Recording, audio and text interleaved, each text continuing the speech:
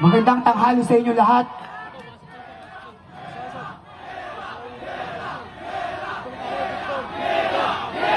Naririnig ko yan. Naririnig nila yan.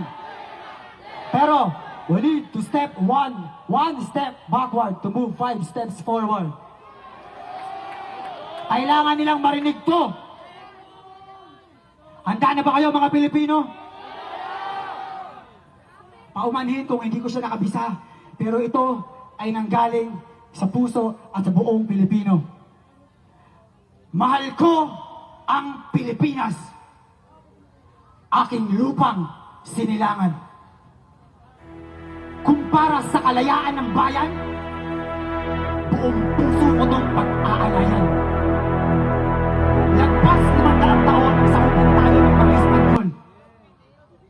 At 80 taon naman ang nakalipas mula nang makawala tayo sa kamay ng mga Hapon. Ngunit, hanggang ngayon, patuloy pa din tayo nakakulong. Mahirap at naghihikahos. Hindi dahil sa kamay ng banyaga, kundi dahil sa korupsyon ng mga madarambong na kapwa natin Pilipino.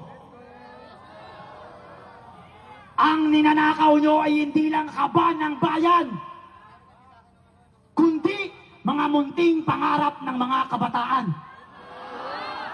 Ako, bilang isang Pinoy, ay magsisilbing boses ng higit 100 milyong kong mga kababayan. Dahil mamamatay na sila sa pagiging bulag, pipi, bigay sa karahasan na ginagawa ng bansa natin. Bangon kabataan! Tayo ang sagot na nakasaad sa kasaysayan. Bangon kabataan! Iparamdam nyo ang tunay na pagmamahal ng mga nasa laylayan. Bangon kabataan! Ikaw ang magliligtas sa nalulunod nating bayan. At tayo ang magsisilbing apoy sa pinatay na liwanag ng mga magnanakaw upang magsilbing gabay ng mga susunod pang henerasyon na hindi na muling ipaagaw. Tama? Tama! Wala akong pinapanigang kulay. Ang pagparito ko ay para ganapan ng gampaning ipinagkaloob sa akin ng lupang sinilangan.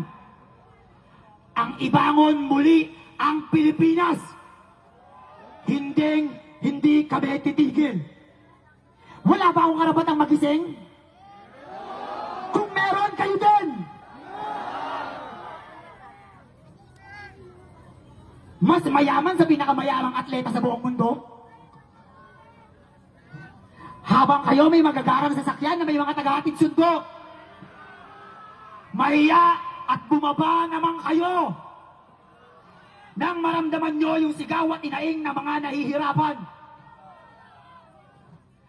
Kaya, sa bawat nalulutos na problema at mga nahuhuling magnanakaw, kailangan namin ng malinaw na pagbeberipika kung ibinabalik ba sa Pilipinas yung mga ninakaw sa kanya. At kung napapansin nyo yung mga suot namin, bakit hindi nyo napapansin yung mga napapansin namin? Kailangan pwede makapansin? Ginagawa ko to na nakapaloob ang boses ng milyong-milyong mga kabataan. Hindi ako yung kalaban mo. Hindi ikaw yung kalaban namin. Ang tunay na kalaban natin ay ang korupsyon at ang kahirapan. Kaya kung may mangyari man sa akin masama,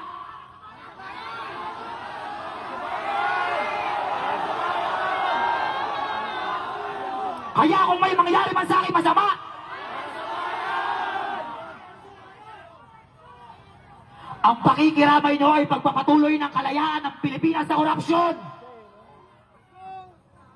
Pababain, tanggalin, at pagbayarin lahat na kasali sa pamamalakad ng korupsyon. Hindi ko na kayo iisa-isahin. Lahat kayo!